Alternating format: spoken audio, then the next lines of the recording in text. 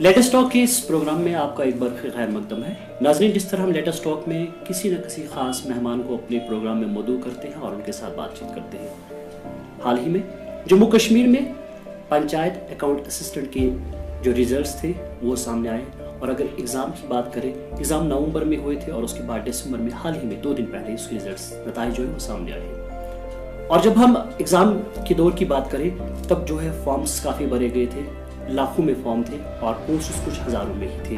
1800 जो है के आसपास जो पोस्ट थे और वो तकरीबन 1 लाख से ज़ायद जो स्टूडेंट्स थे, कैंडिडेट्स थे, उन्होंने फॉर्म भरे थे और उसके नताइज सामने आए। कहीं ना कहीं इन नताइज के बाद जम्मू कश्मीर में जो 370 की मनसूखी हुई थी और जो स्टेट हुड खत्म हुआ था, उसके बाद ये पहला पोस्ट था जो सेंट्रल गवर्नमेंट की तरफ से निकला था। और उसके नताइज आने के बाद कहीं ना कहीं काफ़ी सारे घरों में खुशी की लहर दौड़ गई।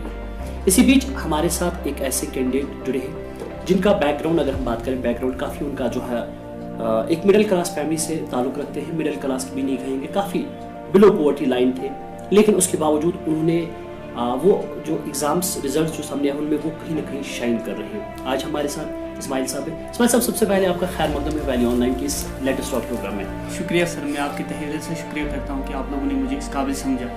इस्माइल साहब, सबसे पहले मैं अपनी और अपनी टीम की तरफ से आपको मुबारकबाद देना चाहूँगा, क्योंकि आप जैसे ही मैं कहूँगा कि एक पॉजिटिव मैसेज हमारी सोसाइटी के लिए, और ख़ासतौर पर आप जिस तरह से आपने जो है कंगन में पहला आपका नाम था, जो सोशल मीडिया पे काफ़ी आपका नाम आ रहा था, तो कहीं ना कहीं अगर जम्मू कश्मीर की जो लिस्ट की बात करें वहाँ पर भी कहीं ना कहीं आपका नाम टॉप 100 में आ रहा है जी। तो किस तरीके से आपने ये शुरुआत की और क्या कुछ हर्डल्स आपने बीच में जो है वो फेस किए, कहीं ना कहीं हमारे जो कैंडिडेट्स हैं, हमारे जो यूथ है, उन तक एक पॉजिटिव मैसेज आए, ये हमारे उनके लिए खुशी की बात होगी।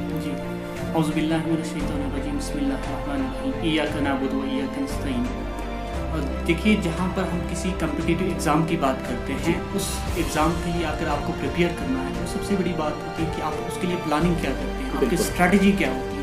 तो जब भी रिज़ल्ट निकला तो मुझे काफ़ी सारे एस्पायरेंट्स ने कॉल भी किया, अब व्हाट्सएप पे मैसेज भी किया और फेसबुक पे भी, लेकिन मैं यहाँ से कोचिंग सेंटर में काफ़ी बिजी था, मुझे मौका नहीं मिला कि मैं उनको रिप्लाई कर पाऊँ या उनका कॉल रिसीव कर पाऊँ। मैं तहे दिल से आपका शुक्रिया करता हूँ कि आप लोगों ने इस प्लेटफॉर्म के ज़रिए से मुझे मौका दिया कि मैं अब इस माध्यम से उन तक ये बात पहुँचाऊँ कि किस तरह की मेरी स्ट्रेटजी रही, मेरी प्लानिंग क्या थी इस एग्ज़ाम को प्रिपेयर करने के लिए। तो सबसे पहले जब हम बात करते हैं किसी भी कम्पिटिटिव एग्ज़ाम की, तो सबसे पहले बात होती है कि स्ट्रेटजी क्या रहेगी, हमारी प्लानिंग क्या होगी। हर एक बंदे की अपनी यूनिक प्लानिंग होगी। मेरी अपनी यूनिक प्लानिंग थी और जो सुनने वाले हैं उनकी भी अपनी यूनिक प्लानिंग हो सकती है, लेकिन मेरी प्लानिंग से या मेरी स्ट्रेटजी से उनको थोड़ा एक आइडिया मिलेगा कि किस तरह से अप्रोच करना है।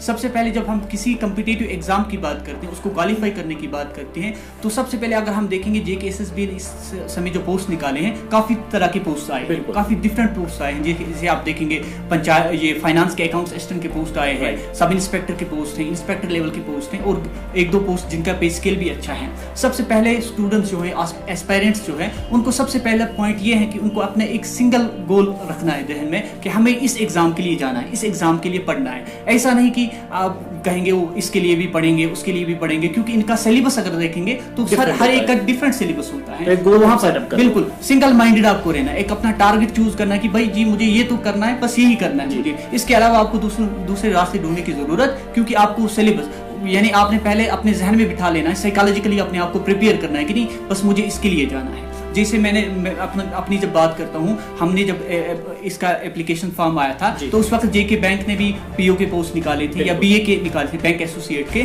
और मेरे पास बहुत सारे ऑप्शंस थे। लेकिन उस वक्त मैंने ये कहा कि नहीं, बस मैं अगर प्रिपेयर करना है तो मुझे JK bank panchayat account assistant के लिए प्रिपेयर करना है, किसी और के बारे में मुझे सोचना नहीं है, क्योंकि इनका सिलेबस काफ़ी डिफरेंट था।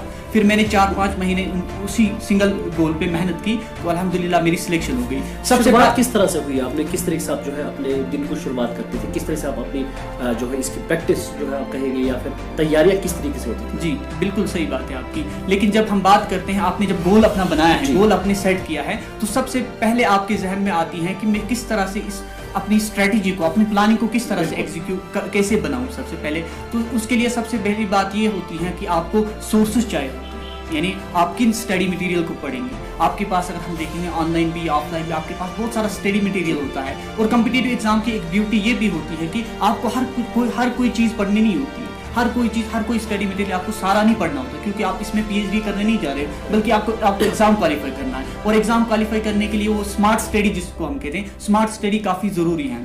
तो मैं अगर यहाँ पर बात करूँ पंचायत अकाउंट असिस्टेंट का, और जो आज फाइनेंस अकाउंट असिस्टेंट जो नए एडवर्टीजमेंट आया है, उसमें फाइनेंस अकाउंट असिस्टेंट और पंचायत अकाउंट असिस्टेंट का सिलेबस तकरीबन सिमिलर ही है, उसमें कुछ सिर्फ वेटेज का फर्क है। लेकिन तो बाकी बैकग्राउंड था वो किससे था, मतलब कौन से आप जो है तालीम किस तरीके की थी, और जो एग्जाम थे उसमें आपको उसका रेलेवेंट कितना आया था, और जो बाहर से आया था उसको आपने किस तरीके से दिया? मैंने 2019 में PG कंप्लीट किया था इकोनॉमिक्स में जी, कश्मीर यूनिवर्सिटी से, और साथ में मेरा 2 बार नेट भी क्वालिफाई हुआ था अल्हम्दुलिल्लाह। उससे मुझे काफ़ी हेल्प मिली, क्योंकि हमारे इकोनॉमिक्स का एक स्कोर उन्होंने वेटेज रखा था 10 मार्क्स, तो उसमें मुझे काफ़ी हेल्प मिली। और जो अकाउंटेंसी का पोर्शन था, कहीं ना कहीं मैंने कॉमर्स के बैकग्राउंड में, हमें यूनिवर्सिटी में इलेक्टिव्स भी हुआ करते थे, तो वहाँ पे भी मुझे उतना ज़्यादा करना नहीं पड़ा। लेकिन सबसे बात, मतलब मैंने पहले जो आपसे कहा कि बिगिनिंग में मतलब होता है कुछ आपकी मुश्किलात आएंगी, क्योंकि कुछ सब्जेक्ट जो होते हैं नए नए होते हैं, जैसे साइंस के सब्जेक्ट था, साइंस भी एक पोर्शन उसमें था, तो वो भी सब्जेक्ट जो नए थे, या इसी तरह आप कहेंगे जनरल नॉलेज का पोर्शन है, काफ़ी वास्ट होता है, आपको टाइम कम होता है प्रिपेयर करने में, इसीलिए आपको सोर्सेज ढूंढने हैं, आपको माइन्यूट लिमिटेड सोर्स आपको रखने हैं, उन सोर्स को रख के आप आगे जा सकते हैं। से फॉर एग्जाम्पल में JK SSB की इस समय जो पोस्ट आए हैं, उस फाइनेंस अकाउंट सिस्टम की बात करूं तो उसमें आपको सोर्सेज क्या ढूंढने हैं। अकाउंटेंसी के लिए अगर हम बात की जाए तो अकाउंटेंसी एक बहुत बड़ा एरिया है, अकाउंटेंसी के काफ़ी मार्क्स हैं, 20 मार्क्स अराउंड अकाउंटेंसी के हैं, तो अच्छा स्कोरिंग सब्जेक्ट है। अगर अच्छे से कंसेप्ट क्लियर करके पढ़ेंगे तो इंशाल्लाह इसमें मतलब स्कोरिंग सब्जेक्ट है, अच्छे मार्क्स आ जाएंगे। इसमें सब अभी मॉडर्नाइजेशन काफ़ी ज़्यादा है, और लोग जो यूथ है हमारे खास कैंडिडेट जो है हमारे, वो भी जो है 2 तरीके की पढ़ाई होती है, एक ऑनलाइन एक ऑफलाइन जी। आप इस चीज़ को किस तरीके से लेके माने जाते हैं, क्योंकि कहीं ना कहीं मॉडर्न ज़माना है तो टेक्नोलॉजी को साथ लेना पड़ेगा, तो मोबाइल फ़ोन्स या फिर हमारे पास जो PCs लैपटॉप वगैरह इंटरनेट की जो सुविधा है उसको किस तरीके से इस्तेमाल करेंगे कैंडिडेट? मैं कहूँगा आज के ज़माने में दोनों चीज़ें हमें करनी है ना। ऑनलाइन मटेरियल तो बहुत ज़रूरी है, ऑनलाइन आप देखेंगे यूट्यूब में आपको पढ़ाया जाता है, तो मैं कहता हूँ वो काफ़ी हेल्पफुल है। आप ऑफलाइन कोचिंग करने की कोई ज़रूरत नहीं, आप घर में बैठ के अपने मोबाइल फ़ोन में, स्मार्टफोन में आप सारा कुछ मटेरियल देख सकते हैं, क्लास को अटेंड कर सकते हैं, कोई भी, चाहे दिल्ली बेसिक क्लास हो या जम्मू बेसिक क्लास हो, जितने भी कोचिंग सेंटर्स हैं उनसे काफ़ी मदद मिली। जैसे मैं कहूँगा 2-3 जो यूट्यूब चैनल्स थे, उनके स्टडी मटेरियल एक तो ऑथेंटिक है, रियलेबल है, और काफ़ी मदद मिलती है। विंग से उड़ान एक चैनल है, इसी के साथ JK एग्जाम क्रैकर एक चैनल है, इसी के साथ बहुत सारी चैनल्स हैं जो ऑनलाइन वीडियोस प्रोवाइड करते हैं। उनमें जो पढ़ाने वाले होती हैं, काफ़ी उनकी महारत, एक्सपर्टाइज होता है, अपने सब्जेक्ट में स्पेशलाइजेशन होती है, वो हम घर में बैठ के आराम से अवेल कर सकते हैं। और अगर हम यहाँ पे ये चीज़ भी जोड़ने की कोशिश करें कि जिस तरह से जम्मू कश्मीर में इंटरनेट की आमतौर पर जी जो है कभी 2G कभी 9G 0G भी हो जाता है, इंटरनेट टोटल शटडाउन भी हो जाता है, तो इस वक्त में, इस दौर में एक ऑफलाइन ही हमारे पास होता है, तो जी उस तरीके से कैसे लेके जाएं? क्या कोचिंग मराकज़ की तरफ रुजू करना बेहतर है, या फिर घर में जो है सेल्फ स्टडी वो किस तरीके से करें? देखिए, मैं ये कहूँगा कि किसी भी कम्पिटिटिव एग्जाम को क्रैक करने के लिए, खासकर JK SSB के जो भी एग्जाम होते हैं, इनको कोचिंग लेने की कोई ज़रूरत। आप अपने घर में बैठ के 4-5 महीने अगर अच्छे से आप पढ़ेंगे, सोर्सेज आपके पास अच्छे होंगे, रिकमेंडेड बुक्स पढ़ेंगे, लिमिटेड पढ़ेंगे, उन्हीं को रिवाइज करेंगे, तो आप घर में बैठकर भी आराम से एग्जाम क्वालिफाई कर सकते हैं। कहीं किसी कोचिंग सेंटर में जाने की ज़रूरत नहीं है। अब वो डिपेंड करता है कि हालात कैसे, जैसे हमने लॉकडाउन की बात की, तो लॉकडाउन में ऐसे हालात बने थे कि इंटरनेट की स्पीड भी नहीं थी, 4G भी नहीं चल रहा था, और साथ में आप घर से बाहर भी नहीं निकल सकते थे। आपके पास एक ही सोर्स था कि आप बुक्स से पढ़ना है, तो बुक्स आपके पास अगर ऑथेंटिक होंगी, रिकमेंडेड बुक्स होंगी, उनका स्टडी मटेरियल अच्छा आपके पास होगा, तो आप आराम से कोई भी एग्जाम क्वालिफाई कर सकते हैं। एक अहम बात आपसे ये भी जानना चाहूँगा यहाँ पे कि आपका भी जो कहे कि बैकग्राउंड जो था फाइनेंशियली जी, एक मैं कहूँगा एक पुअर फैमिली से बैकग्राउंड ताल्लुक़ रखते हैं, इस तरीके के कैंडिडेट्स हमारे आसपास बहुत सारे ज़्यादा हैं, उनके लिए आपका क्या मैसेज होगा? किस तरीके से वो अपनी इस जो है स्ट्रेटजी को अपनाएं, किस तरीके से वो अपनी जो है तैयारियाँ करें, ताकि वो भी जो है अच्छे पोस्टों पे जो है नजर आए? जी, सबसे बड़ी बात है कि कभी भी इंसान अपने फाइनेंशियल प्रॉब्लम्स को कभी भी इशू नहीं बनाना चाहिए। जो मैंने मतलब यूनिवर्सिटी में सीखा, यूनिवर्सिटी लाइफ में, और मैंने जो अपने बड़ों से सीखा, यानी जो हम जिनका ज़्यादा एक्सपीरियंस है, मैं ऐसे लोगों से भी मिला हूँ जो काफ़ी पुअर फैमिलीज थे, लेकिन वो आले इक़्तिदार पे, आले उहदों पे फाइज हैं, लेकिन उनकी भी यही, जब भी मैं उनसे जाता था, एक इंस्पिरेशन मिलती थी, एक मोटिवेशन मिलती थी कि फाइनेंस को कभी भी इशू नहीं बनाना। फाइनेंस आपके जहन में, इंसान के जहन में, मतलब ज़िंदगी अप्स एंड डाउन्स आते रहते हैं, फ्लक्चुएशंस आते रहते हैं, तो फाइनेंस कभी भी इशू नहीं बनाना चाहिए। अगर आपके जहन में है कि कहते हैं, एक कोटेशन भी है इंग्लिश में, where there is will there is way.